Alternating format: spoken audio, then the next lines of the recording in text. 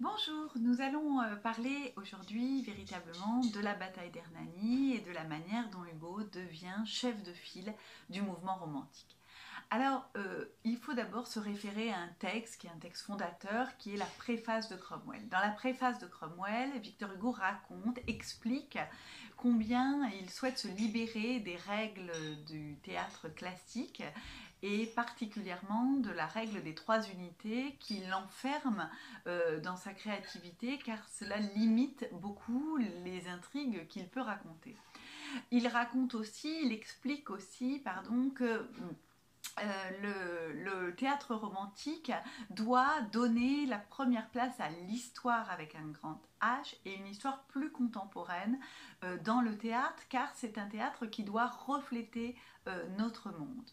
Donc cette préface de Cromwell, elle est particulièrement fondatrice, c'est ce qu'on pourrait appeler un texte manifeste pour les romantiques.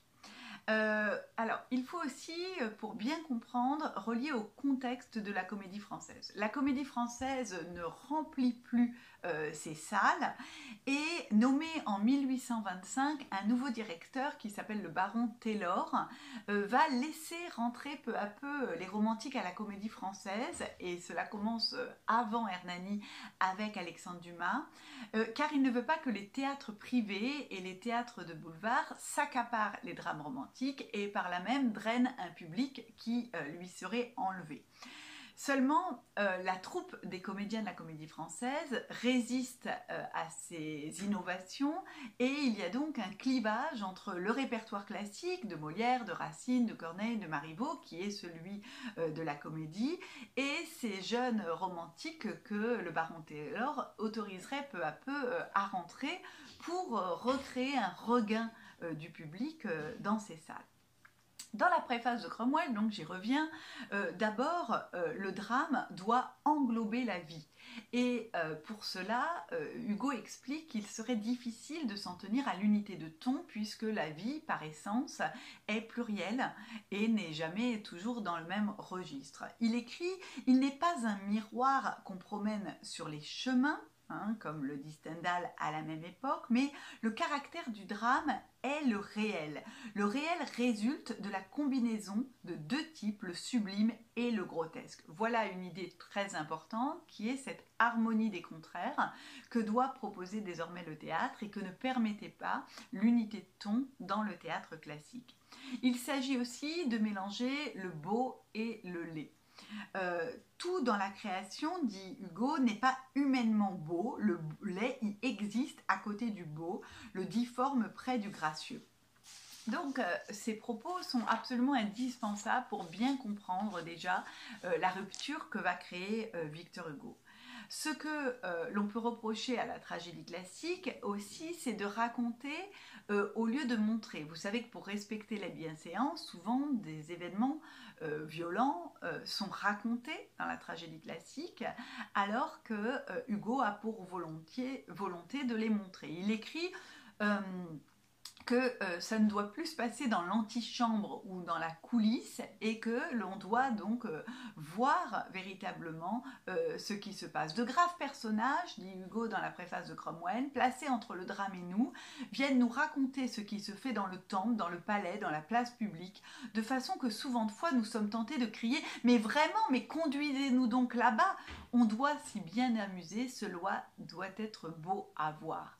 Donc véritablement, ça va l'amener à rompre avec aussi des règles de bienséance. Le lieu de l'action ne doit plus être un lieu unique et l'unité de temps, on doit également y renoncer. C'est avec les ciseaux des unités qu'on a coupé les ailes des plus grands poètes, écrit Hugo dans sa préface.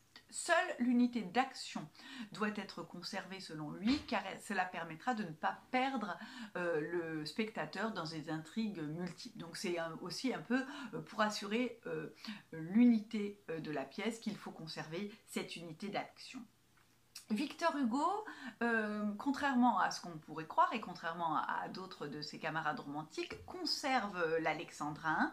En revanche, il va demander beaucoup plus de souplesse sur l'emplacement de la césure et multiplier des enjambements, des rejets, des contre-rejets qui vont avoir pour but souvent de libérer l'alexandrin, non pas de se libérer de l'alexandrin, mais de libérer l'alexandrin lui-même et du coup de libérer également l'inspiration du poète.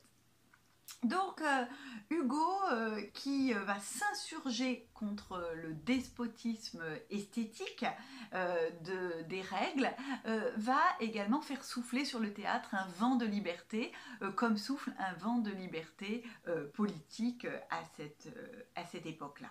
D'accord? Donc plusieurs œuvres en réalité ouvrent la voie à Hernani de la comédie française. Donc c'est le cas de la pièce de Vigny, Le Mort de Venise, qui est une adaptation d'Othello de Shakespeare, ou Henri III et sa cour d'Alexandre Dumas, qui sont représentés avant Hernani à la comédie française. Alors ensuite, pour bien comprendre, il faut voir que le 13 août 1829, Hugo subit un camouflet très pénible. C'est que la pièce Marion de Lorme, qui représentait Louis XIII, ancêtre de Charles IX, comme un être velléitaire et soumis au cardinal de Richelieu, est censurée et est interdite de représentation.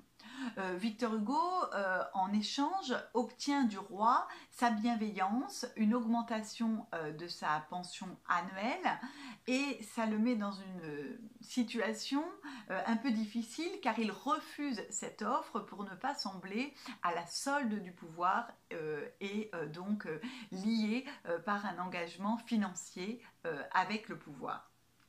Il est donc pour lui assez urgent de produire une pièce qui puisse être représentée, entre autres pour des raisons financières, mais il y a aussi une soif de revanche qui va expliquer la rapidité avec laquelle il va écrire Hernani. Alors l'écriture de sa pièce, donc, il l'amène en 4 semaines, ce qui est assez incroyable. Hein. On parle souvent de Musset qui écrit Les Caprices de Marianne en 3 semaines, mais là, Hernani, c'est quand même une pièce en 5 actes. 4 semaines, c'est un record. On sait que le 30 septembre 1829, il invite des amis chez lui pour proposer une lecture de la pièce, et le 5 octobre, une semaine plus tard, il en propose la lecture aux comédiens français, c'est-à-dire les comédiens de la comédie française, qui acclament le texte. Pourquoi ce titre? On dit que Victor Hugo, jeune, qui accompagnait son père dans les campagnes napoléoniennes, aurait passé pour la première fois une nuit en Espagne dans le village de Hernani, qui s'écrit alors sans H, et qu'il y aurait rajouté le H de Hugo pour créer le titre. Alors, qu'en est-il donc de la censure? En 1830, à l'hiver 1830, la censure autorise la pièce. On demande à Hugo de retrancher certaines insultes qui dévalorisent trop le roi Don Carlos et le fait passer pour quelqu'un de trop trivial, mais il tient bon. Seulement, en fait, c'est une stratégie de la censure, parce que la censure pense que en laissant le texte circuler, il va se discréditer de lui-même, et qu'en réalité ce seront les premiers lecteurs qui seront les censeurs. D'ailleurs, le texte est très lu, donné déjà en de nombreuses parodies, et en réalité cette action qu'on pourrait croire positive de la censure est une véritable cabale montée contre Victor Hugo, qui fait circuler, puisque la censure fait circuler des morceaux tronqués de la pièce qui la dénaturent.